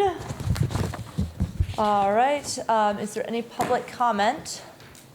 I just wanted to note, Josh, just so you know too, the public that we had on that I saw that you mentioned with the hand raise, I did email them, both emails I had to let them know. We apologize, but you were in executive session and to email me back if they wanted to join, but haven't heard from them. Okay, Haley had made some comments. That's very nice. In the comment area while we were talking, I was bumped out of back in, so I can't access them, but maybe Jack can. I think it was more of about the carpooling and stressing the need for the carpooling for the event that Robert was commenting on. no, that's an idea. The concert. For the concert, to encourage carpooling, that would be a great thing to pass on to Lindy, that to also encourage carpooling. That is a good way to address parking. Absolutely, okay. All right, well, thank you to our public that was on and joined us for the meeting. Okay, so then our next meeting is going to be Monday, February 2nd, 5:30, Rochester campus and virtual. Is there any future agenda items that we need to note now? If not, please feel free to just email myself or Jamie. Just a couple, just so the board knows. You'll get your social emotional data report Okay, next month that aligns to the social emotional goals of the newly revised strategic plan. And then also I will have, you'll get budget, of course, yes. and I will work on getting a written timeline document for you to react to next month in regards to the redistricting, restructuring conversation. And as a future item, it's just to get a target date for our second retreat. Retreat, as yes, well, Josh. yeah, absolutely. Great. Thank you very much, everyone. Then I entertain a motion to adjourn. So moved. All in favor? Yay.